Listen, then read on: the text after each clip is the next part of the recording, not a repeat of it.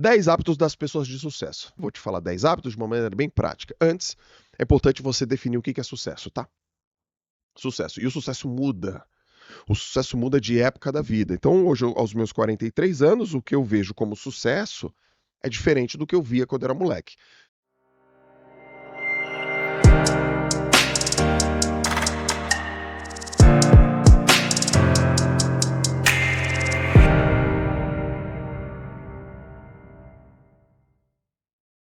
O primeiro é, as pessoas bem-sucedidas, elas priorizam tarefas. Primeiro, ela sabe o que ela tem que fazer. Tem gente que já não sabe o que tem que fazer. Então, a pessoa sabe o que tem que fazer. E daquilo que ela tem que fazer, ela prioriza as coisas. Então, basicamente é assim, ó. Gente, é como se você fizesse uma lista. Vou aqui pro meu iPad. Você tem aqui listas de coisas. Basicamente, as minhas coisas do meu to-do, quais são as coisas que eu tenho que fazer. Aí na minha lista eu tenho as coisas que podem, minhas interferências. E depois, interferências, ok? E depois um plano para mitigar essas interferências. Então, mais ou menos assim, você tem a tua lista 1, 2, 3, 4, 5, 6, 7. Vamos imaginar, pô, hoje eu tenho que tá lado a lado com os meus liderados. Um exemplo, liderados, e verificar resultado. Qual que é uma coisa que pode interferir em você? Talvez você fale assim, putz, minha agenda é uma, e minha comunicação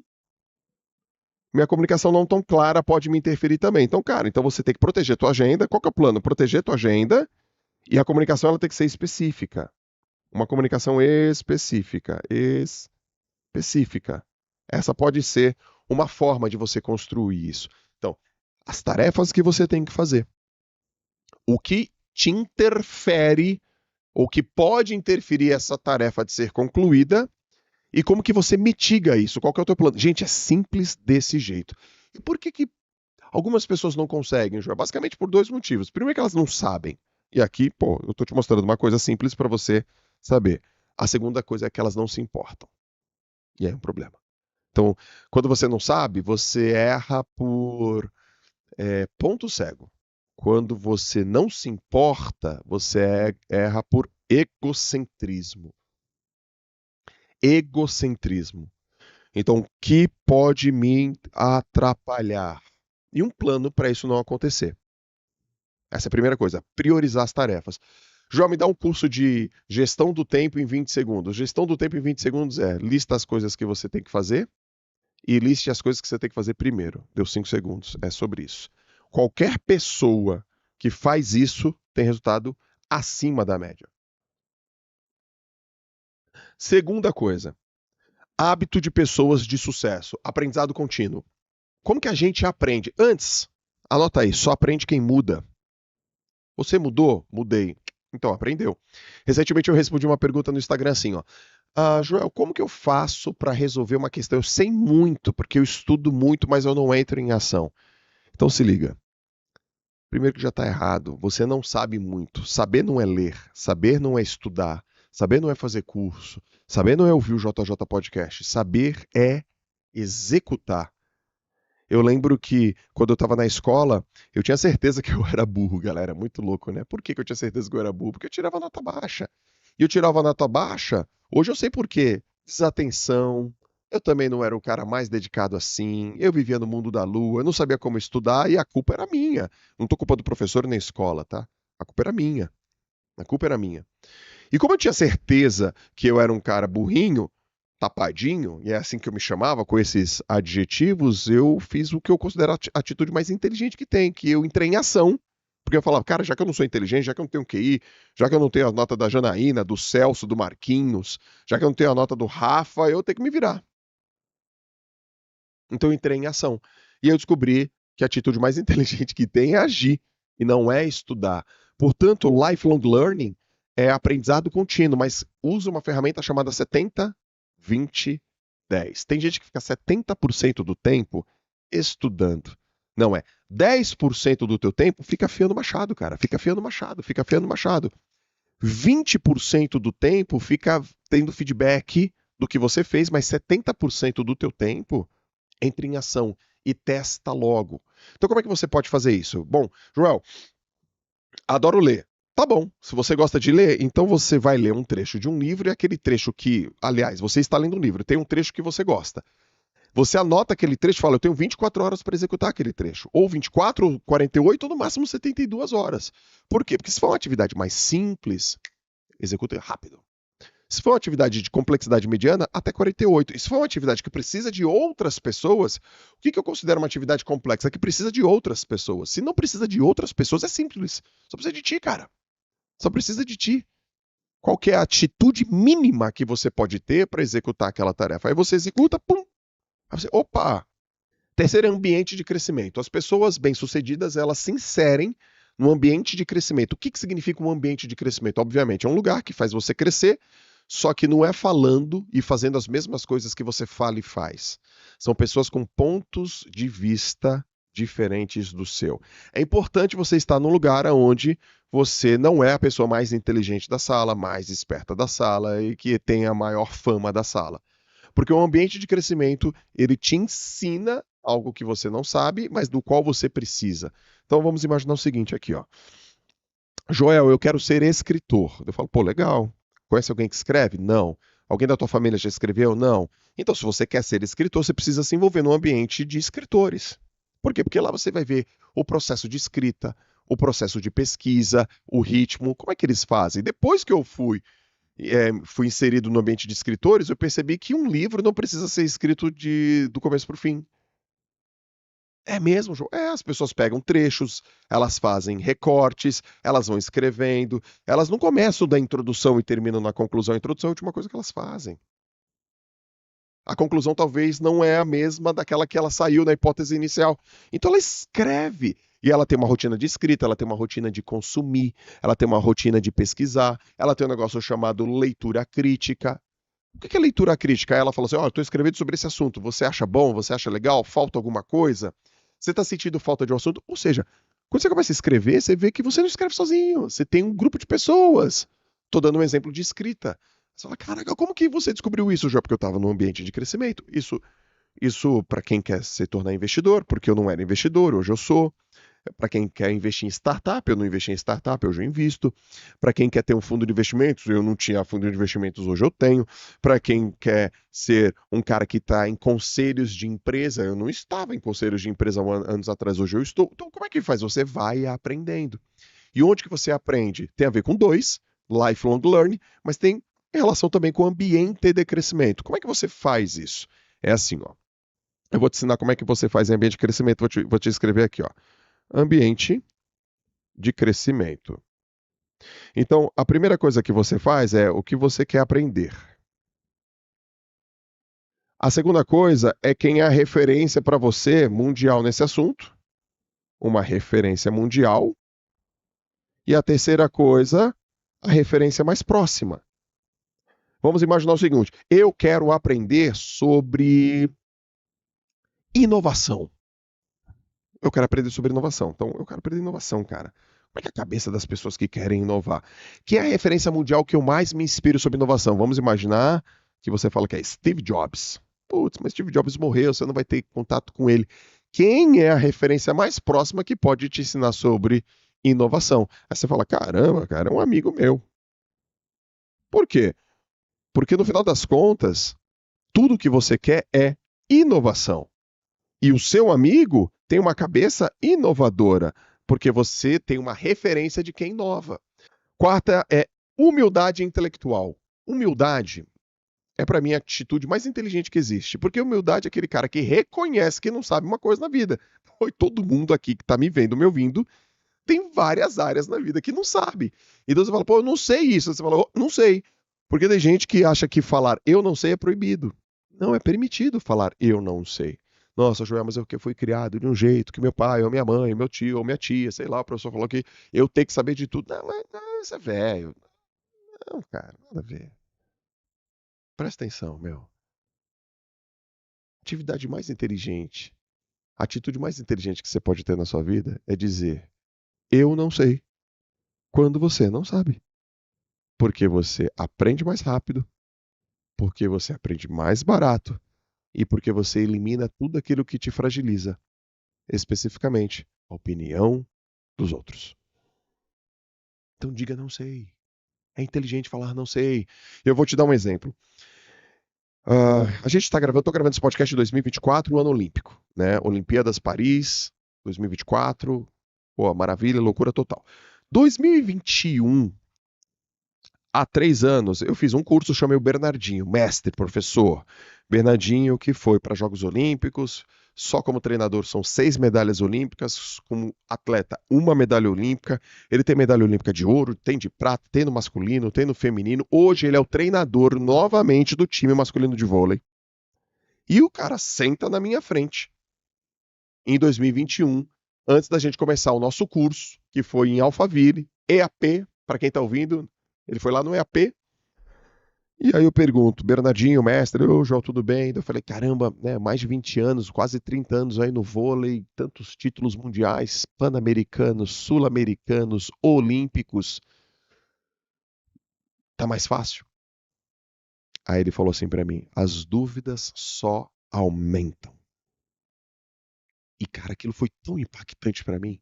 Ouvir do Bernardinho isso, as dúvidas só aumentam, o Bernardinho. Ele fala, cara, as dúvidas só aumentam, Joel.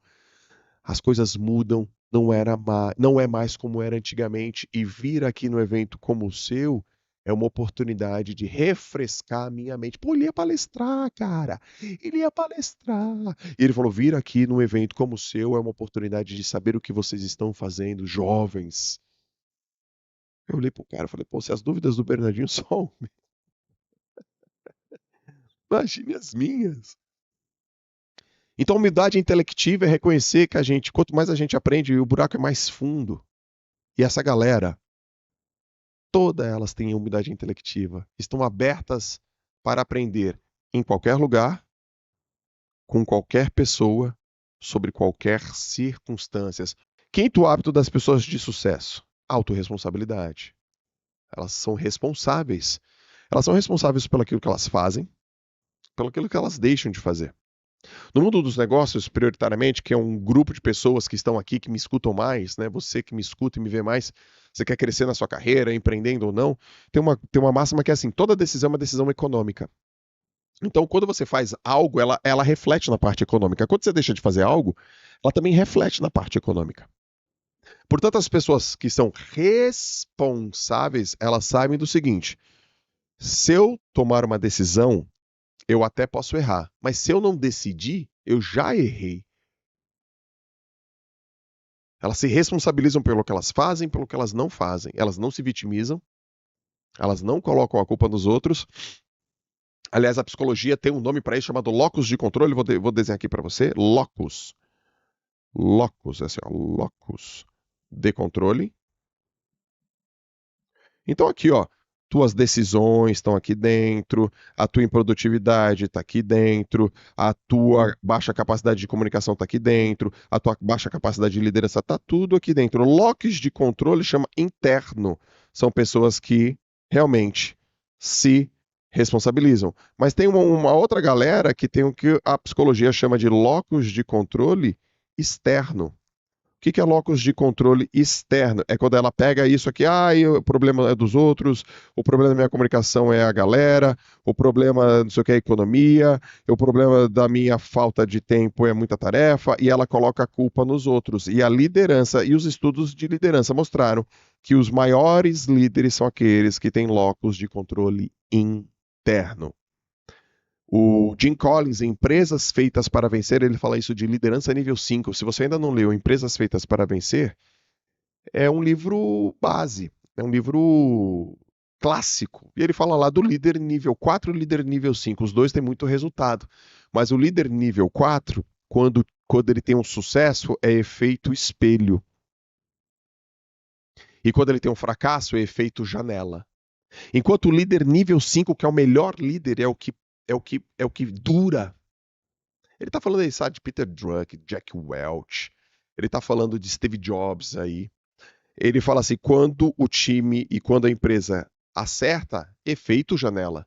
E quando a empresa erra, efeito espelho. Ou seja, cara, a empresa errou, Eu que não fui um bom líder, eu me olho no espelho e me reconheço. Enquanto o líder nível 4 é a empresa deu certo por causa de mim. O líder nível 5 da empresa deu certo por causa do time, é por causa da galera. Então a liderança é locus de controle interno e externo. Autorresponsabilidade. Se você disse que vai fazer uma coisa, você vai lá e faz. Por isso que eu não gosto muito daquela galera que coloca lá o tá pago na academia. O de hoje tá pago.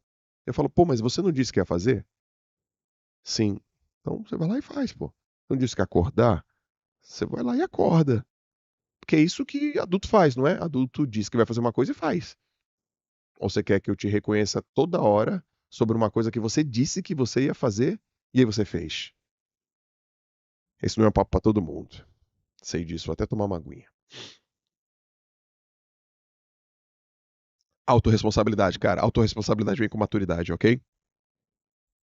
Crianças reclamam, adultos resolvem. 6. Sexta coisa. Sexto hábito das pessoas de sucesso, elas desenvolvem a liderança. Primeiro que liderança não é um cargo, liderança é uma conquista. E a gente conquista a liderança basicamente por 3 elementos: conhecimento, resultado e comportamento. Conhecimento leva tempo, resultado leva tempo, comportamento é imediato. Você consegue mudar o seu comportamento agora. O jeito que você se veste, como você fala, o horário que você chega, o jeito que você se comporta numa reunião, fora de uma reunião, quando as pessoas estão vendo, quando as pessoas não estão vendo. Esse comportamento faz com que ela te enxergue como líder. E se você é um líder de locus de controle interno que pega para você, você fala, cara, deixa eu pegar para mim. Você não vai deixar de crescer.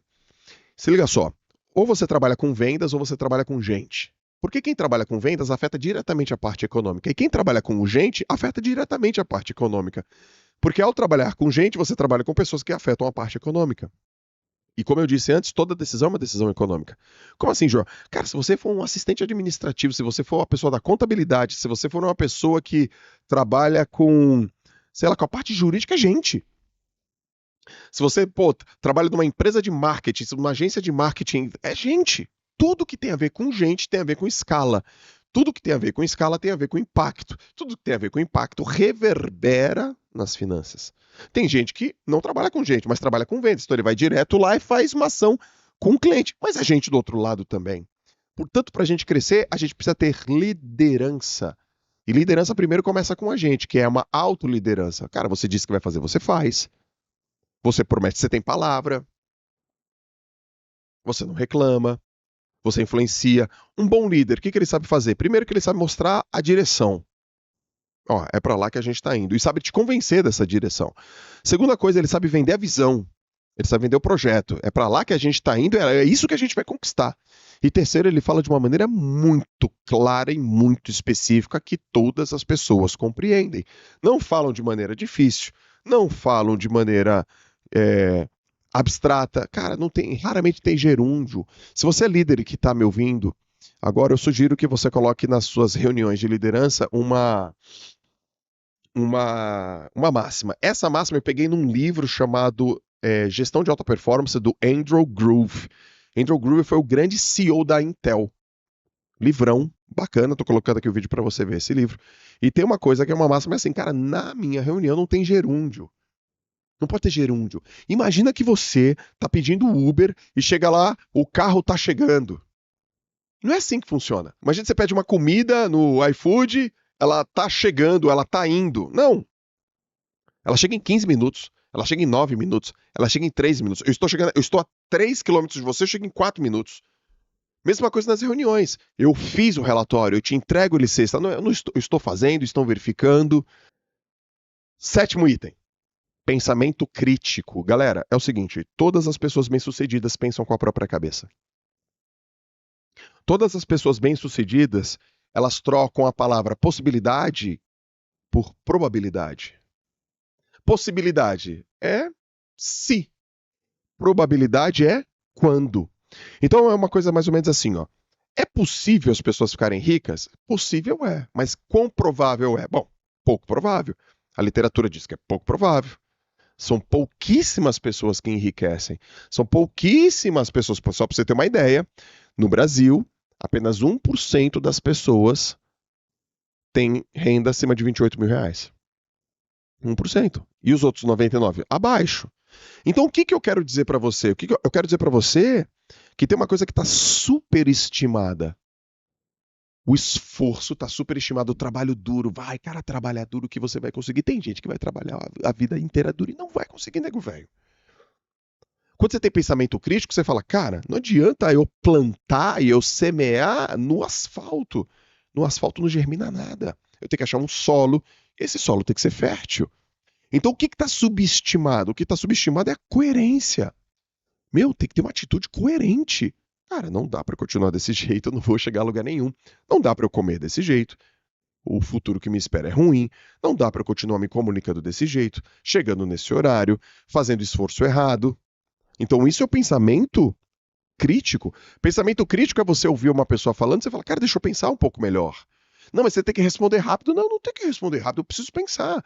E se você realmente pensa, aliás, o Brian Tracy, não é o Brian Tracy, não, é o Jim Rohn, ele fala assim, cara, se você fizer 20 vezes uma mesma pergunta para você, você vai achar a resposta. Porque, cara, você tá sendo crítico naquele troço. Você tá sendo crítico naquele troço. E formular bem uma pergunta já é metade da resposta, né? Isso é Platão, né? Se você formular bem uma pergunta, é metade da resposta. Tem uma passagem muito, muito importante que onde eu li, né? E eu já li isso em vários lugares que é atribuído ao Einstein, que falaram assim para ele. Mas recentemente eu vi que o Abraham Lincoln fez uma coisa meio parecida. Que perguntaram pro Einstein assim, cara, se você tivesse 1 hora para resolver um problema, o que você faria? Como é que você dividiria o teu tempo? Uma pessoa que tem um pensamento não tão preciso, não tem um pensamento tão crítico, ela fala, cara, eu vou logo para a solução. O Albert Einstein fala assim, eu ficaria 50 minutos para encontrar a pergunta certa. Eu preciso encontrar a pergunta que eu quero responder, o problema que eu quero solucionar. Cara, só um cara de pensamento crítico consegue fazer esse troço. 8. Processo de tomada de decisão claro. Pessoas bem-sucedidas têm um processo de tomada de decisão claro, porque elas sabem que a vida delas é definida pelas decisões que elas tomam e não pelas condições que elas têm. Então, basicamente, a pessoa tem um processo de decisão claro que está baseado mais ou menos em esforço e resultado. Eu vou desenhar para você. É mais ou menos isso aqui, ó. É um frame mais ou menos assim, ó. Então aqui você tem um R de resultado, aqui você tem um E de esforço, aqui tem muito resultado, aqui tem pouco resultado, aqui tem pouco esforço e aqui tem muito esforço. Então, basicamente, onde está o lugar onde você tem que apostar mesmo é um lugar onde você coloca muito esforço e tem muito resultado. Você está aqui, ó. Qual que é a atividade que você coloca esforço e tem muito resultado? Porque aí você não vai ficar falando, meu Deus, mas isso dá muito trabalho. Não importa se o resultado é desproporcional ao esforço, você coloca esforço, porque esforço é tempo, mas o resultado não é baseado em tempo. O esforço é uma progressão aritmética e o resultado é uma progressão geométrica. Então os caras falam, cara, isso aqui eu estou colocando esforço, mas vai dar muito resultado. E o prêmio é grande. 9. Nono hábito, mentalidade de crescimento. Mentalidade de crescimento é um termo, né? Mindset de crescimento é um termo cunhado, muito profundamente pesquisado pela Carol Dweck no livro Mindset. E basicamente as pessoas, do ponto de vista de mindset, elas têm dois. O mindset fixo, né? Síndrome Gabriela, eu sou assim, eu cresci assim, sempre fui assim. Sempre Gabriela. E o mindset de crescimento é: eu estou aberto a novas possibilidades, estou aberto a aprender, estou aberto às novas formas de enxergar o mundo. As pessoas de sucesso estão abertas. Eu já vivi de um jeito, mas eu estou aberto a conhecer, observando. Como que é mais ou menos o mindset de crescimento? Basicamente tem 4. Isso não está no livro, é uma coisa que eu observei, tá? É a pessoa que é perguntadora, a pessoa que é observadora, a pessoa que é melhoradora e a pessoa que é modeladora. Então, o que é modeladora? Vou te modelar, vou fazer do jeito que você está fazendo. Pum, modelei, cresci. 2, fica questionando até encontrar uma área que ela pode entrar de maneira distinta. 3, a observadora, ela observa, escreve, vai lá e faz. E a outra que é a melhoradora. A melhoradora, ela pega de um jeito que o cara está fazendo, coloca dentro da realidade dela e ela melhora. É assim, ó. E 10º item, saúde. Deixei por último, mais importante, se você veio até aqui, é óbvio que eu tenho que falar sobre saúde. A galera bem-sucedida tem saúde, galera. E eu não estou falando da saúde física, não. Eu estou falando dos 4 corpos. Eu estou falando do corpo físico, eu estou falando do corpo emocional, eu estou falando do corpo cognitivo / intelectual, e eu estou falando do corpo espiritual. As pessoas cuidam da sua saúde física, o que comem, o que bebem, quanto tempo dormem e o que fazem com o corpo físico. As pessoas também cuidam dos seus pensamentos, quem elas ouvem e o que elas pensam. As pessoas cuidam do que elas aprendem, o que eu estou estudando, o que eu estou consumindo de conteúdo, como é que eu treino o algoritmo da minha vida, como é que eu treino o algoritmo das minhas redes sociais para me dar informação. Afinal de contas, agora, o conhecimento ele é mais ativo do que antes. Antigamente, você estava na televisão, a televisão te informava aquilo que ela, na cabeça dela você tinha que saber. Hoje não, você vai atrás da informação. E a última, a espiritualidade, cara. Eu não estou falando de religião, estou falando de paz, de sossego, de paz de espírito, você conectado com aquela coisa mais importante da sua vida. Aquilo que é maior, que transcende você. Todas elas cuidam muito disso. Todos os multimilionários que eu conheço, todos os bilionários que eu conheço, eles reconhecem que tem uma força muito maior que governa tudo.